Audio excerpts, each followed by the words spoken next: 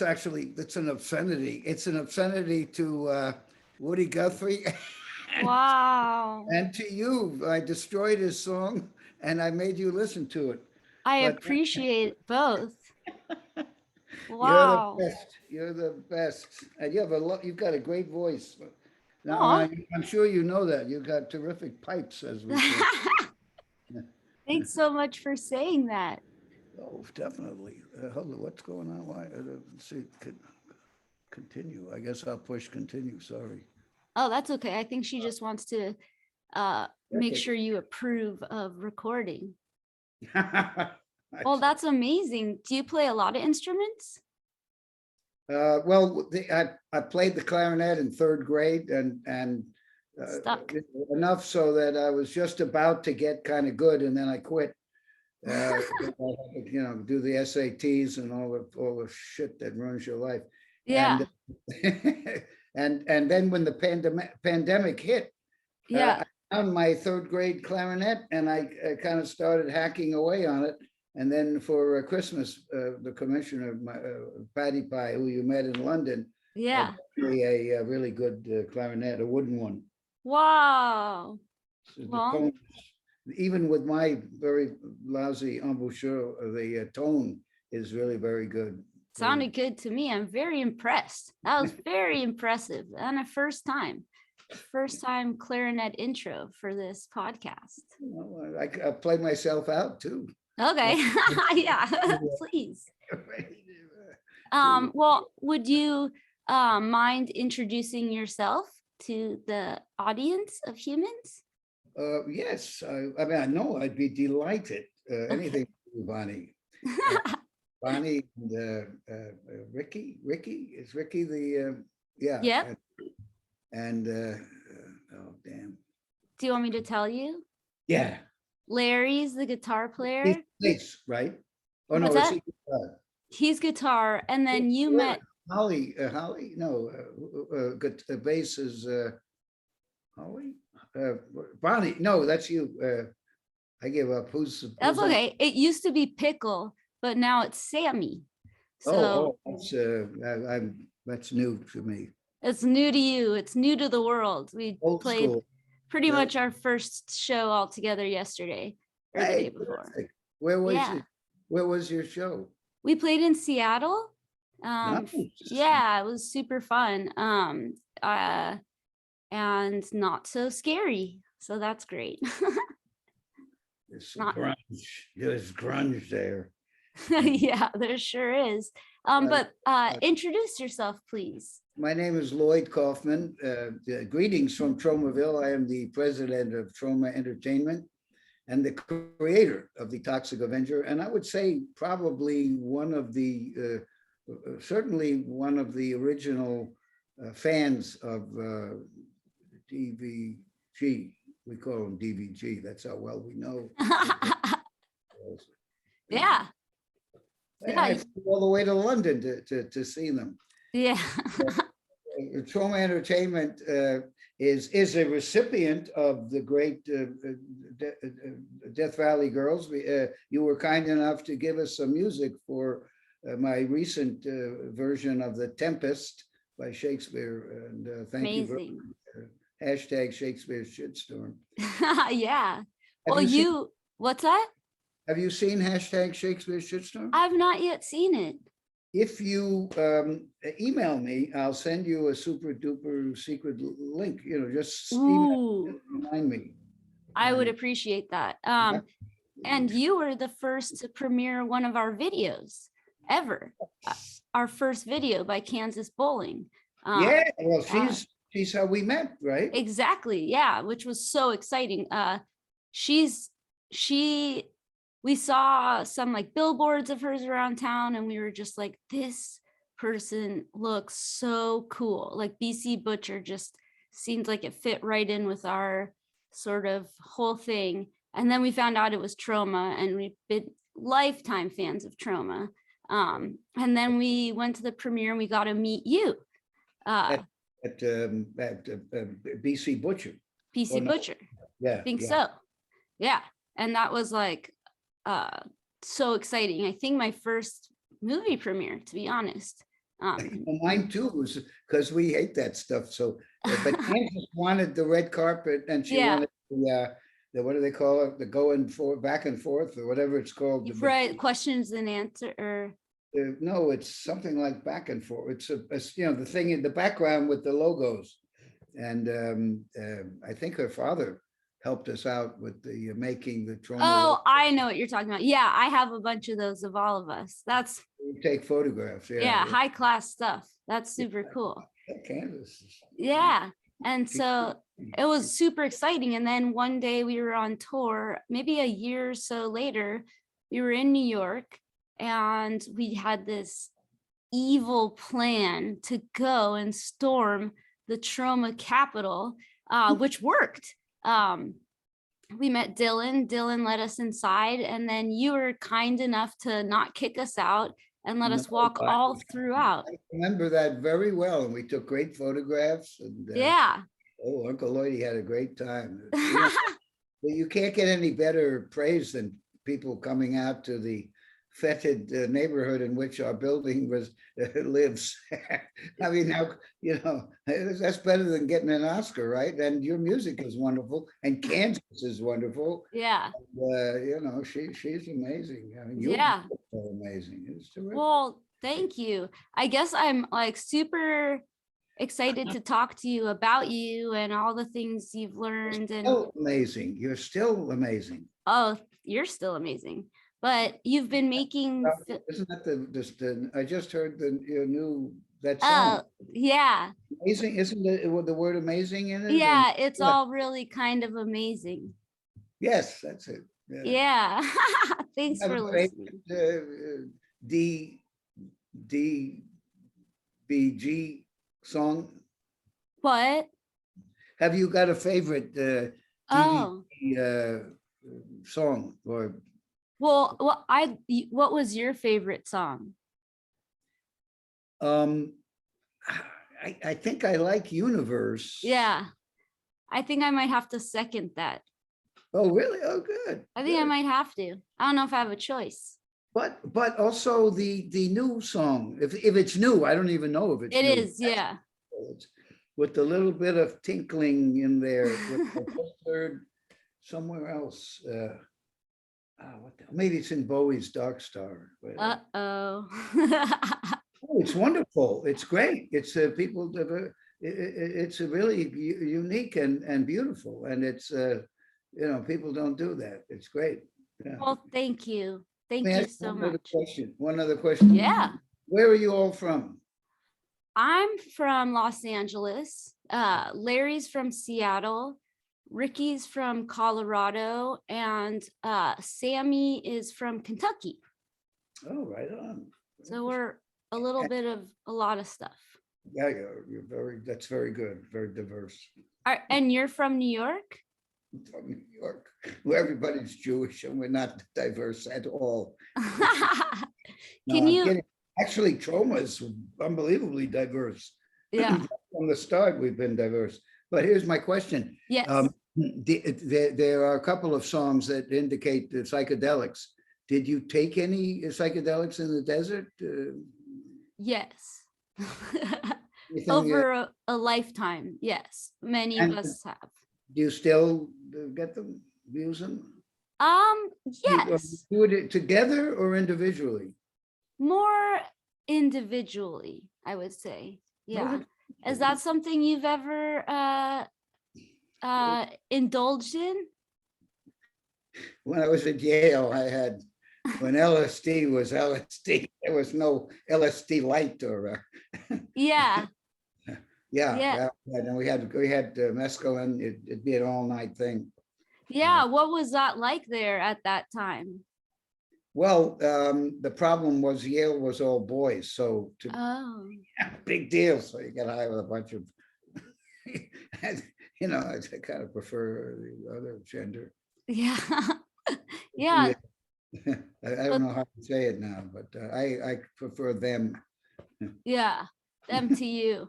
Yeah. Well, that's so cool. I never thought about that. You hear about it, but you never really think, what were those times like? Was Harvard all men?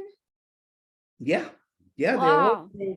they all were, but by the time Michael Hers graduated, I graduated 68, 69, and Michael Hers, my partner, graduated in 71. And I think that was the first year they brought in cis-identified females. Okay. But, And just to be, again, to be very chic, my residential college at Yale, Ezra Stiles, was very, very gay. okay. Okay. I had a good time. That's great. There was nothing else. Yeah, did you They a busload of sad, sad non-males would come in on a bus and they terrible, terrible. That what about different the world today, thank God. yeah. And did you go to school for film? Did you know that that's what you always wanted to do? Does it look like I've gone to school for film? Well, you're wearing a Yale sweater. I mean, I'm wearing a spider web sweater. It's I've got some Kleenex in here, but it still fits. Which it kind of fits. It's a little bit. When you get old, I never knew this, but Yeah. I've shrunk. Oh, So wow. and I've lost some weight, but yet I have a fatter waist than I've ever had because I've shrunk, and as a result, the rubber tire. You're compacting. Yeah, compacting is absolutely, especially after one of those great burritos.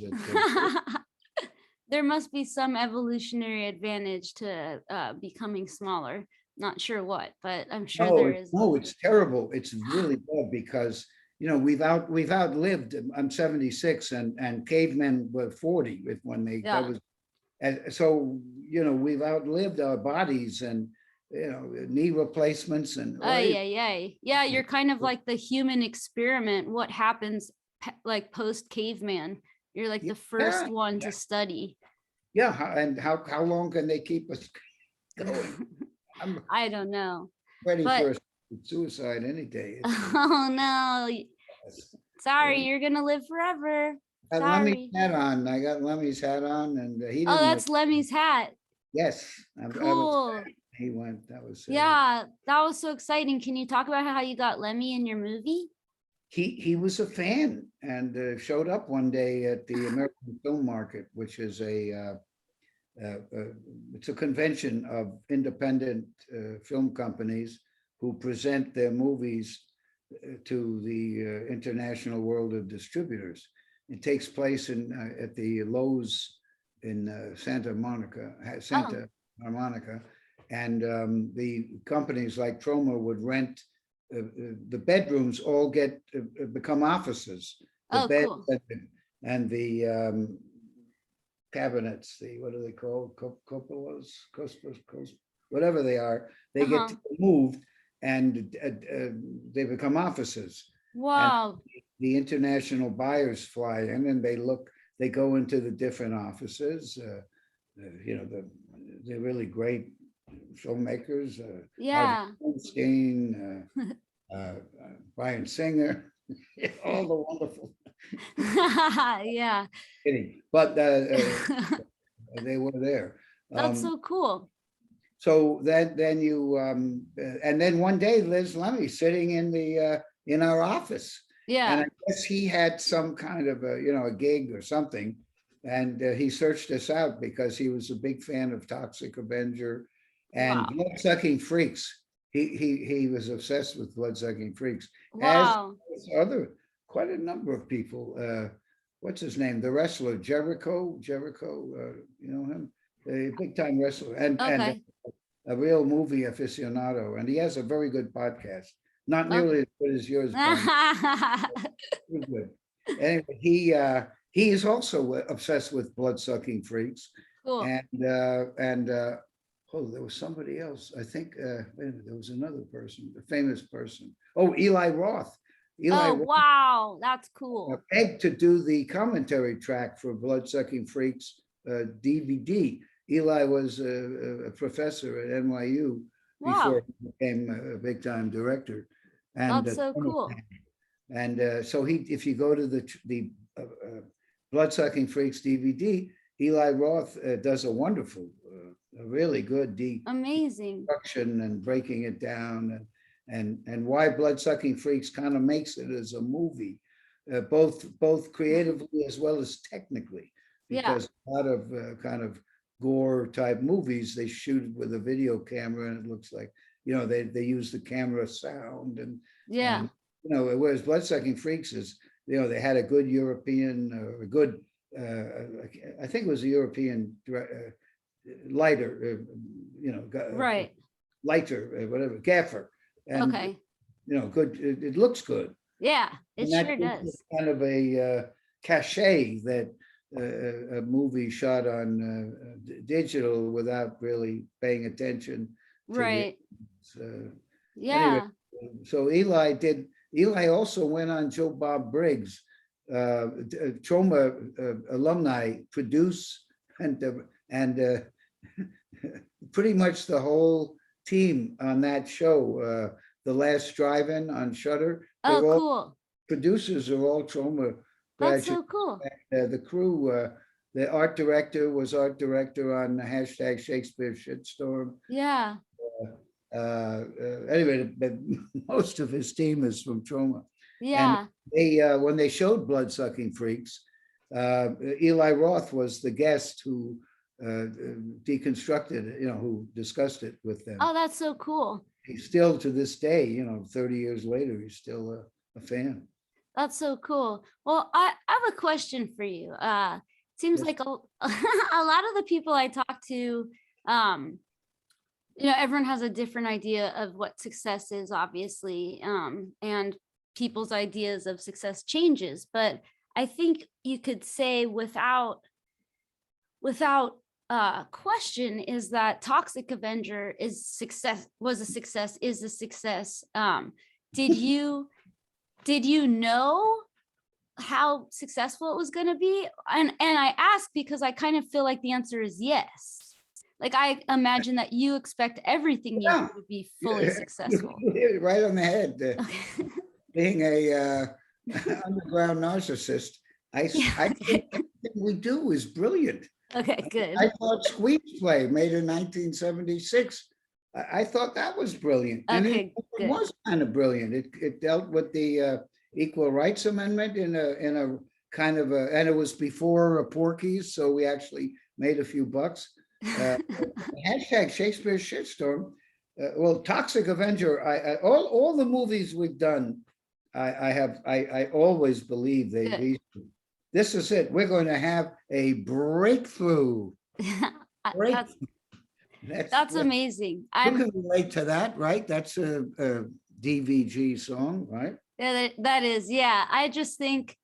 And I think it's. That's a good song. I love Thank you. It's a cover, so don't give us too much. Well, yours is much better than the Beatles. Thank you so much. But I do feel like not everyone has that sense, but I find it to be very heroic, a person that I've noticed you and your work, and most of the people that I know through Troma work extremely hard, and because they truly believe in it, which isn't, that's not that common. I think that's so cool. But the people who work for us, and who have worked for us over the years, James Gunn, right?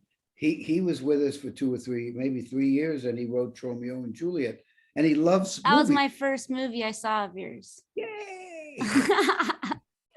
Jane, I'm still in touch with Jane Jensen who played Juliet through Twitter, through social. Yeah. And James Gunn is the nicest guy in the world. He loves cinema. There's no red carpet bullshit. I mean, he does it because he's a promoter. Yeah. He's not embarrassed to go on Twitter and talk to the fan. He's in the trenches. Yeah. I think he learned from me. And I learned that from Stan Lee. Oh, cool. I was Stan Lee since I was at Yale. And really? He was always in touch with his fans, and of which I was one. Yeah. We worked together when I got out of school. We wrote Night of the Witch, his story, and I wrote the screenplay. Wow. So what's your favorite part of this? Because it seems like it's all in, it's your whole life. Like, but what's your favorite part? What keeps you doing it? Well, the making a movie is the hardest thing in the world. I mean, Yes. I'm sure that music is the hardest thing in the world. No, making a movie is. Making a movie it is really. In fact, hashtag Shakespeare shitstorm. It was kind of poetic justice. But the day we wrapped, I got vertigo, and vertigo is probably my. It's definitely my favorite Hitchcock movie. But I would say it's definitely one of the greatest movies ever made. I love it. That movie. And I got it without, when I have many hangovers where I wake up and the room is spinning and I wake up in a puddle of vomit. But this was different. This was Right. nothing to drink or That's so scary. and the room was, and I had it for 3 days. Oh my God. Stress of making that Oh, Shakespeare's. was It's a big deal to make a Troma movie. It really is. And everybody who worked on hashtag Shakespeare shitstorm, you look at that movie, it's a $50 million movie made for under $500,000. And that's crazy. everybody was devoted to it. They loved the script. They loved Shakespeare. They understood The Tempest. And we shot some of it in Albania. Bonnie. Oh, wow. That's so exciting. Albania. That's so cool. And one thing I've, not to take away from that, but one thing I've always wondered is, so you're married to the film commissioner. Do you think that that's a fair? Do you think that, Well, do you get, the film commissioner, and we still call her the commish, yeah, and she loves your music. You met her in a yeah, couple of times. You met her at Kansas opening and in London. yeah, She was 20 years New York State film commissioner, yeah, and she was appointed by both Republican and Democratic governors. yeah, And Cuomo was her last governor. okay. And she was the only woman that Cuomo did not grope. Okay. But Under the toxic Avenger. do you think that you got special deals because of that? No, Your opposite. wife? The opposite. She was harder on you? Because of what they call optics.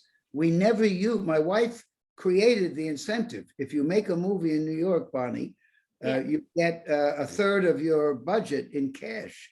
That's why Spider-Man, $200 million movie, is being made in New York City and New York State. The state gives you a third of your budget back in cash, no questions. Well, you have to back it up and have Right. and all that, but we never used that. She was Wow. there for years. We never used it because we even though it was perfectly permissible, it was Okay. more permissible than Senator coal billionaire, the guy in West Virginia who's a coal billionaire, Yeah. who's preventing these wonderful, wonderful Biden build better bills from being passed. Right. His name, but what a shit. But I was just wondering because I was like, oh, that seems. everything he does is legal and he's got no shame. Yeah. We didn't, even though Troma legally could have used these incentives, we never did it. Yeah. Until hashtag Shakespeare shitstorm, because Pat had resigned. Right. And she was one of the producers on hashtag Shakespeare shitstorm. Right. So as commissioner, you are in charge of every movie, like permitting every movie to be filmed in that state? Well, it's not that local because New York State has New York City Okay. has a commissioner, Rochester has Buffalo. We made about 8 films in Buffalo, and the commissioner there is brilliant, wonderful. Cool. And because of Troma, now Buffalo is getting big. We started Good job. up there because Buffalo and Niagara Falls are not economically successful. Yeah. They're just beginning to have Good those for you. green sprouts. And the commissioner says that because Troma was active there and successful, Now they've got Sci-Fi Channel, and they've got some big Hollywood movies. Oh, The that's so cool. mainstream is, I'm sure you know this, Bonnie, but the mainstream is not the most courageous. Troma was the first to make a movie in Albania, the hashtag shitstorm. And they did a great job. Incredible. They had a great crew. They were all Troma fans. They did CGI, wonderful. And we were the first American company ever to make a narrative movie. Not all of it, but Yeah. 9 days in Albania. And Dylan was with us. Oh, really? In yeah, Albania? they have a big part in the movie. Yeah, I saw that. Well, next time you go somewhere overseas, please take me with you. Particularly, I was thinking, why don't we do some kind of thing where I think we have to. we go to you perform somewhere and we have the premiere of hashtag Shakespeare Shitstorm. Yeah, I would be honored to do that. Anything we could do. Like that, and we can both sell merch and Yeah, I would love to be. I think you helped us sell merch in England. yes, I'm not mistaken. I think you guys sat back there and helped sell while we had to go do some stuff. But so can you take actually Pat, the commissioner, because I bring a duffel bag of Troma merch to Europe, and she's great. And she puts, I don't know where she learned it, but she puts the different bills between her fingers. Yeah, she's a debutante from North Charlotte. Really? That sounds I guess she work at. That's amazing. So can you take us in a day in the life of the president of Troma? Well, right now, because I have a terrible back ailment. Oh no, I'm sorry. It's in my behind and it's agonizing. So I'm not going to Troma every day. Okay. So part of my life is here in this crib. But I went to Bulgaria to play a cameo in Toxic Avenger, the big $1 billion reimagining. Oh wow! That's where I got back. Well, I guess I could ask a more specific question about the day-to-day of the president. Is when we were there at the Troma headquarters, there were many rooms, many wonderful, wonderful rooms. But one thing we noticed were Toxie and different characters shaped like butt plugs and dildos. And we noticed like one Toxie dildo that was activated by singing to it. Now, are those Troma inventions, or are you constantly being sent such exciting goodies? That was Harry Balls, who's the 3-foot penis monster, who's kind of was the grandfather in Romeo and Juliet, and has become kind of a character. And actually, there's been a number of Harry Balls, the 3-foot penis monster. I don't know how you say it, memes with that beautiful Margot in Suicide Squad. Yes, some very beautiful and interesting. So Harry Balls is kind of famous, but the dildos that you might have observed, they are from the good people at Bad Dragon. In you know them in Las Vegas?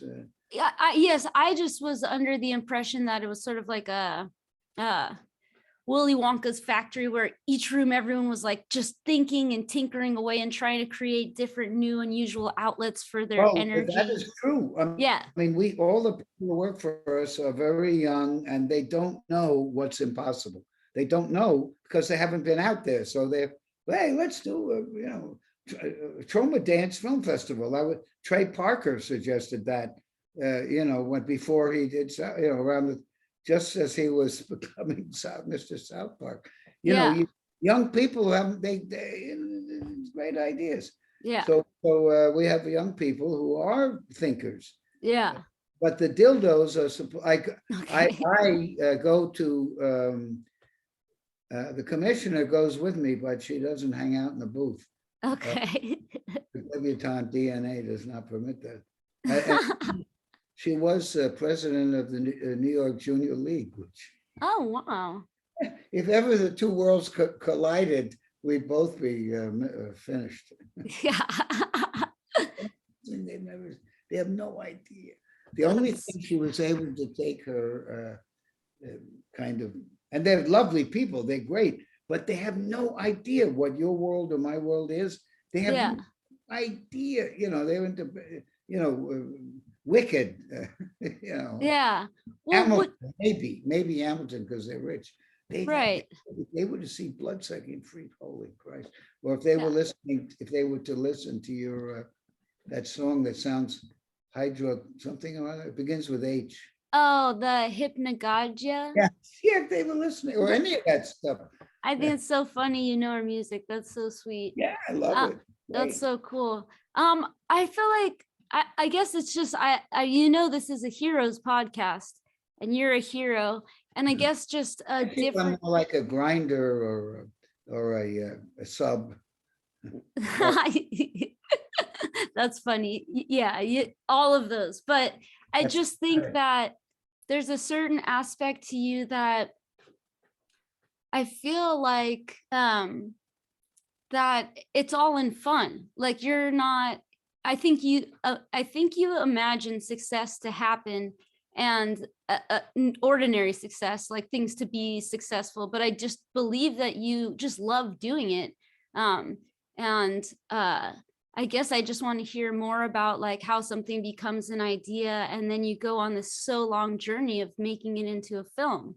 And I know you have thousands of films, but how the ones that you've conceived of and worked through.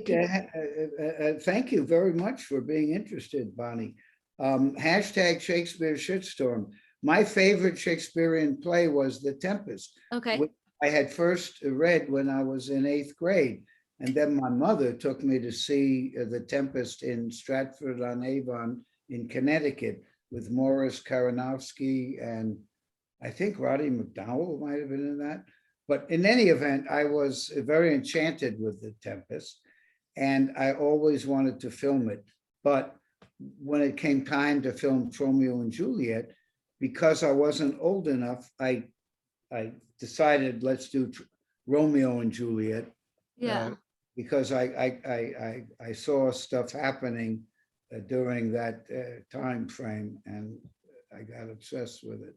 And Gunn came along, lucky for me, because I spent 5 years trying to get Romeo and Juliet into a script that I wasn't totally humiliated by. Yeah. And, James Gunn, he was supposed to be my assistant. Yeah. And he had written a wonderful book at Columbia. He's got an MA in writing, and he wrote a novel called The Toy Collector, which is out now, because James Gunn is the #1 director in Hollywood. Yeah. But I had read it in 1992 or whatever, and it was great. And so I said, James, here's $100. Write Romeo and Juliet, and he did, and he solved most of the. He had, I think, 8 urination scenes. Other than that, I don't think I had any major argument against it. Yeah. And he certainly ended up being one of our best movies. And he's a great guy. He loves movies. He's like Trey Parker and Matt Stone. They're nice people. Yeah. They're lovely people. It's more important to them that they're nice to you. Right. It's important to them. And I think James is the same way that and may I say, he's had the same coterie of manager and advisor. Oh, wow. For a long, long time. Yeah. And he put me in the new Suicide Squad that he just did. Yeah. And he made a nice speech to the people on the set about working at Troma. Yeah. And he was very, very tactful about how awful. Yeah. I mean, do you work with other people? Like, do you have a management type of situation? No. Yeah. But I've got a good eye for talent. Yeah. And right now, I've discovered Mercedes the Muse. Okay. We're trying to distribute a couple of her movies, but I produced her latest film, which is called Divide and Conquer, and it's kind of a modern feminist movie. Cool. And I think she's really talented. And I sent an email to the Soska twins. You know them? Yes. Yeah. I think they and she would really get along, and Yeah. they could perhaps help her to get her movie into some festivals. Yeah. Well, Unfortunately, hashtag Shakespeare Shitstorm has been turned down at just about every festival on the face of the earth. So unfortunately, Mercedes the Muse and Brandon Bassam, both of whom are incredibly talented filmmakers for whom I have produced their latest movie. But to send it to the film festivals, they have to go in the path of hashtag Shakespeare Shitstorm. So we're having them apply to film festivals themselves, and then we pay it. You know, we pay the. Well, I mean, whatever. It seems like you just have so much going on, and like you're like a talent agency, a boost machine. Agency. Or I mean, just because I'm not an actor, I don't know the right words, but you pump people up, and you we're a backwater. We're like one of those backwater swamps where the protozoa and the amoeba mix together, and yeah. Is there another company similar to yours that you've looked up to, or you just invented this? No, I don't think we have, but Roger Corman was the real thing, and he was in California. And the most of the younger people who went on to real stardom, like Ron Howard and De Niro and De Niro was in we have the first De Niro movie, but I mean Roger Corman, almost every major star and director came out of his company. We're more underground than he. Were you guys friends? Yeah. Oh yeah, he's a great guy, wonderful guy, and and we're still friends. Again, 50 years. That's so cool. He and his wife are executive producing a documentary that two of my daughters are making. Oh, cute. That's so cool. Is it about you? Sort of, yeah. Okay. Well, it sounds like I shouldn't ask any more questions about that. I may be a narcissist, but I'm your narcissist. I love it. I love you. Wait, can I ask, those cute people on your Instagram, are those twins? Those little kids? Which your grandkids? No, one is 4 and one is 5. So one is at the cis-identified female has had the first COVID. Okay. But the 4-year-old has not had it. So we have to be very careful. Okay. Thanksgiving now, they're coming over for Thanksgiving, and we're all vaccinated, but be going, I go to those, what do you call it? They have this pole and people dance around the pole. I don't know what it's called. Strip club? They have a pole, and these women with very small clothing, they dance. Strip club. What's that called? Strip club. Oh, there you are. Well, the air may not be good for the 4-year-old. Yeah. They're so sweet. Just that really was uplifting during this last year. But the two of them are so cute, and I love their expressions. And when they don't want to eat something, is like the sweetest. They're like, like kind of when they say no, they mean no, and I love them. They're so cute. You don't know the half of it. They grand monsters. Grand monsters, yeah, for sure. The only reason they talk to me is that I have the magic clarinet, which produces magically M&Ms. Oh my God. Whenever they see me, it's all about M&Ms. Wow. Oh, they're so lucky they have the grandpa with the magic clarinet. Yeah, but they still, I try to say no. You have to say the magic words, please. That's amazing. You're amazing. Are they interested in they could make some really cool sculptures and art, I bet. Is it Well, hard to not? that's interesting, Bonnie, because they Yeah. have been, they've been in a bubble for 2 years. Yeah. And they're both going back to school. Okay. And other kids in their classes have been in the class during the pandemic. Yeah. So they now have to adjust to kind of a 5-year-old, 4-year-old society. Yeah. Oh boy. That's not, that's kind of interesting. And it's not so easy, and they've been No. totally, there's all sorts of dynamic. The girl who's 5, whatever she says, the boy who's 4 will do. Of course. And they've had 18 months of that. Yeah. So now the girl goes to the school in kindergarten, and they'll have playtime, and the girl says, hey, let's go and let's go play a 5-card Monty. And then, we don't want to play that. What? You don't want to play that? Oh, What? wow. Because, she's unused to the fact that, she can't always direct what's going on. It's a harsh reality. The other one, who's always followed the older sister, he's got to sort of adjust to the fact that he needs to assert himself a little bit. Yeah. And, maybe suggest things to the mob, lynch mob or whatever. Yeah. Yeah. Well, they are who they are. No matter what, I've noticed that if they're going to be shy, they're going to be shy. They're going to be, because I lived with my nephews, and there's one that's exactly like me. And there's one that's exactly like my sister. And there's nothing we've done to make it that way. It's just it is what it is. It's hilarious to watch. It could be in the, A23, Yeah. I think cute. There's a lot to say about program, that we get programmed from our grandparents or whatever. Oh, yeah. Parents. Yeah, for sure. Well, it makes sense for so many reasons. But I guess I'm curious, have you ever seen a UFO? A long time ago, a long time ago, I did. Well, again, what do I know? But I thought I saw something over Central Park.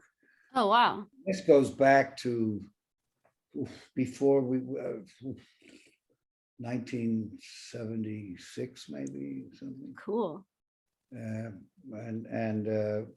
But again, we didn't have the internet, so I don't know if anybody else saw it. Right. I have a question for you. Yes.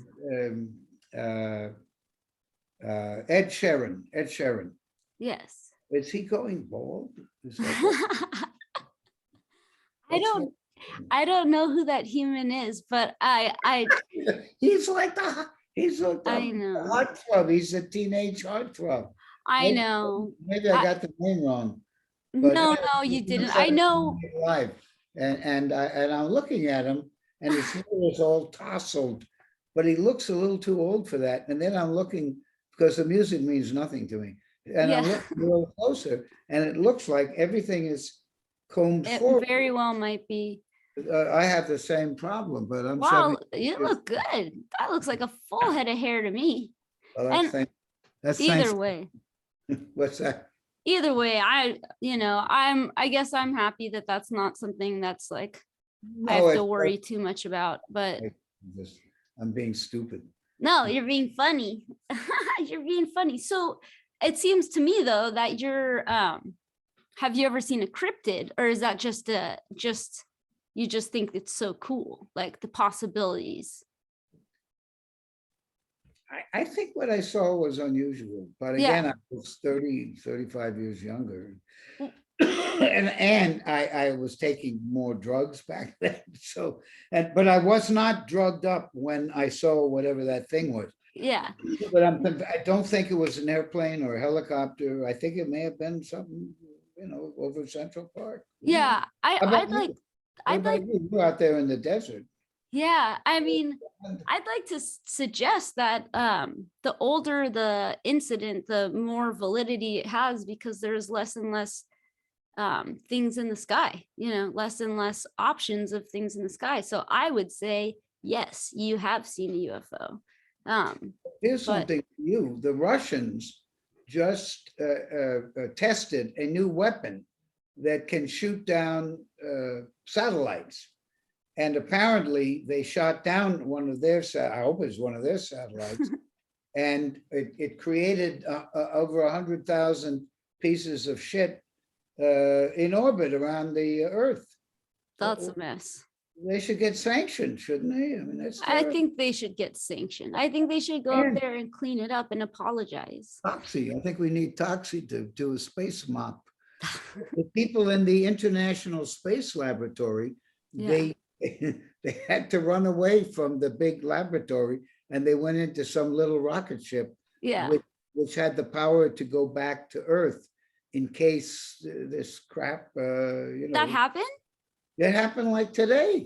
Oh, that's so sad and scary. It's a lonely place up there. I'll tell you. I don't know too much about it, but did you see that thing or read about what's his name? The guy from Star Trek. What's his name? William Shatner. Did you read about what happened to him? Shatner.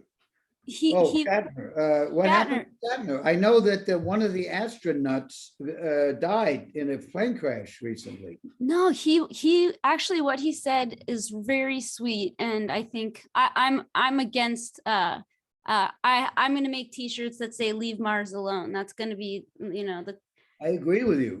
But so he went up to space. Everyone's watching, and whatever your opinion is, I thought it was stupid. Bless you, but when he came down, he was crying on TV, and he's like, I watched that. Yeah, he's like, you don't understand, like this here Earth is living. You go out there, it's not like being under the ocean where there's lots of weird life everywhere. It's death. Like, and it's so sad how bad we're treating this planet. And I thought that was a very sweet message, because I think it's too hard to believe that I don't know. I think people are selfish, but I also think it's hard to believe that we have any impact on a gigantic planet. Like, my actions don't affect anything. But, just for someone to say, like, this is so unique and so beautiful. You're 100% correct. In my lifetime, 85%, 95% of the birds are gone forever. That's so scary. At giraffes, when I was in Africa, in 1965, there were giraffes everywhere. Really? Now they're 85%. Wow. Elephants are 90% gone. And get this, the cis-identified female elephants used to have tusks. Yeah. But because of all the hunters and the poachers, there are a small number of female elephants born sans without tusks. Just evolutionarily? Now the Darwinian survival of the fittest, there's 10 times more female African elephants without tusks than with tusks. That's because nuts. of the hunters and it's just so tragic. It's awful. Yeah. But the good news is there were millions of huge scorpions. Yeah. Ravaging Aswan, where the dam is in Egypt. I saw that. Yeah. I don't like that. I don't like it at all. Wait, so when did you go to Africa? 1965. And you shot a film there? No, I was at Yale and I freaked out, so I took a year off. Oh, And like Oliver Stone went I grew up with him, and he also kind of flipped out, but he went to Vietnam to teach, and we both took a year off. And I was in Africa in the bush with no plumbing, no electricity, no nothing. Wow, what was that like?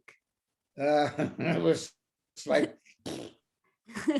it was like being on drugs, except I didn't have any drugs. The only thing I had was crappy French wine that I think, oh no, it might've been Spanish wine that they trucked in. We didn't even have, we had the water where we were had to be brought in, and then it was pumped up to the roof. And then if you want to take a shower. Wow.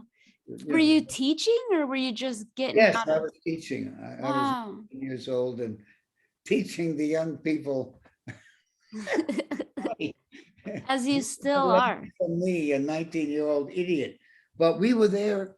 One of the things I was supposed to do was to be a employee of Chad, which is a country Yeah. in Africa. I was on their bureaucracy, getting 50 a month teaching, but also the Peace Corps was thinking about coming in there, and I had a contract with them for another 50 a month. Yeah. Big money. Oh my God. And so I would do reports on, I got diseases and you can't Oh, imagine. really? Oh, I had eyes on my penis. You cannot imagine the disease. Oh my God. And but I got along with everybody except for the missionaries, and Okay. I had a great time, and the people liked me, I think. And then, of course, shortly I left, the Peace Corps decided, hey, okay, based on my reports and I guess other things, they sent the Peace Corps into Chad, and the Peace Corps was promptly thrown out. Oh my God, for They real? had all the training and seminars and sensitivity, and I had nothing. All I knew is I had seen some movies like African Queen. Yeah, yeah. Yeah, that's amazing. And then did you go back to college? Yeah, I took a year off from Yale. I went back, and after that, everything was pretty good, thanks to my good friend LSD and hashish and other things. And I met Michael Hers Okay. at Yale, because he was a bit younger. I don't know. I might have. I was supposed to graduate in 68, but instead I graduated in 69. That's so cool. 71. So 69 to 71. I don't know if 68 and I don't know that I would have ever met him. So it shows you. It does show you. Fickle finger of fate. Yeah. Is it What's going on with you? What's next with DVG? we're going on tour, just a short one. And then I think we're gonna go in and record. Where are you going on tour? Just out southwest and a little bit up to Utah and such, and back around. Great. But what? That's great. Yeah, but I can't wait till we get to see you again. Huh? What's that? Just getting out there is great, you know. Yeah. I mean, it's hard to get back into. It's a hard job to jump back into, but yeah, plus you've got all these limitations on audiences. They have to show their vaccination card. Yeah, it's just the time of solitude and carefully choosing who you're around, then changing to just being like completely submerged in people that are wasted and like want to hug you is just it's cool. And last night or whenever, being like the third time, I was like excited, but the first few times I was like, oh my God, what is happening? This is like the smell of people, the way energy feels, drunkenness, how unsafe it all is. And they love you. Yeah, well, it's the job. It just was like, it didn't seem like it for a bit. It was something different in my mind. And then going back to it, it's like, oh, okay, we're here, we're entertainers. We're here to entertain, and we're here to uplift. And yeah, one of the first shows I was just like so scared, like no one wearing a mask. But the last few shows have been okay, and I got my extra third shot. Good, great. Yeah. So I'm just really afraid of killing someone. You know what I mean? Like that's kind of my goal as a musician, is to not kill anyone. So how would you kill somebody? I mean, like if I got someone sick, but now I'm not gonna. What? If I got someone sick if I like, Oh yeah, no, sure. I'm not gonna do that though. No, that's absurd. It's crazy. Yeah. And that's the thing. We have this grand boy, whatever, grand boy. and Yeah. he's 4 years old. So the commissioner and we got to be very careful, especially with places I go. It's disgusting. And I think I think there's, I think enough people will get it pretty soon that it will be okay. And it seems like New York's pretty safe. well, we have to be, I think, really careful. Well, I Now, want you to be careful, but we have Thanksgiving coming up, and my wife is hosting. yeah, And I'm going to go out and buy a cheap fan to good idea. circulate the air, and Yeah. let's hope, keep our fingers crossed. Yep. Well, I love you so much. Is there anything, what should everybody know to look out for? Where should people find you? Well, thank you very much, Bonnie. Right now, the best hope for Troma to survive. Yeah. Troma Now. Troma Now. It's the future, but now. It's our streaming service. Oh, wow. Cool. 1,000 movies and shorts and Okay. music videos, and my make your own damn movie lessons. Ooh. And it's all there. And we keep, every month we put up premiere movies, and Troma keeps making movies. In fact, this month we're putting up Brandon Bassam's new film, The End of the Beginning, Slashing Part 2. And Slashing Part 1 is already up on Troma Now. And by the way, Brandon Bassam wrote a hashtag Shakespeare Shitstorm, which is my latest directorial effort, currently being rejected by film festival. Well, first comes rejection, then comes world domination. That's what Sven Gogh, right? He did all right. A lot of these guys, it takes a while. The guy, what's his name? The French compared me to the guy who put the urinal up on the wall. Oh crap! Dada, surreal. I should know what you're talking about. Yeah, he also did something with a shovel. I know what you're talking about. I don't know. He put a urinal and signed it 1907, and it broke out. And now that urinal, and there's multiples, they sell for about $500,000 each. Yeah. You'd know the name. I'm just having a. Yeah, I know. I am too. Took a lot of acid in the 60s. Hey, why don't I play myself out? Right? Oh, thank you. I love you so much. I love you, Bonnie, and please give my regards to everybody. I will. What's his name? Larry? Larry, give her my love. Yeah, give everybody my love. Yeah. I will. And if by chance you're in New York or, somewhere within an hour or so, we'll come out. Yeah, we plan to be back there. We're going to Europe, so we're planning a stop over there. Great. And if there's a way to have a Troma event with you, I do it more, you can keep the money. I do it more just to hang out. Oh no, Troma Now. It all goes to Troma Now. Commissioner too. Too. Here's my message for DVG.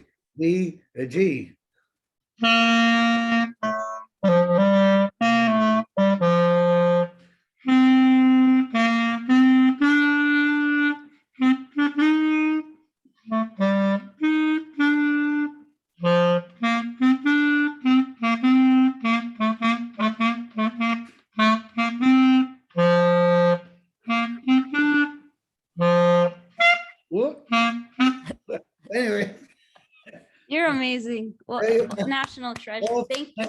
All inspired by the Death Valley Girls. Thank you so much. I love you. We'll keep in touch. And I love your music. And let's try to do something together. Yeah. If you want to do a music video, I would be delighted to direct it. And we could intercut some footage. Oh my God. And please. I would do it for free. It'd be fun. Wow. So keep me in mind. We did it with Newfound Glory. They did all right with it. Wow. I've done some other ones. So if you all would love to do that. We would love to do that. That's the word for it, is love. We get Kansas in there somehow. And for sure. Right. So, stay so safe, and we'll talk to you soon, Kay. Happy Thanksgiving. And I'm giving thanks that I know you, Bonnie. Me too. Oh, be Thanks a lot. careful, okay? You'll be careful. Bye. Have a good tour. Ciao. Love you. Whoa.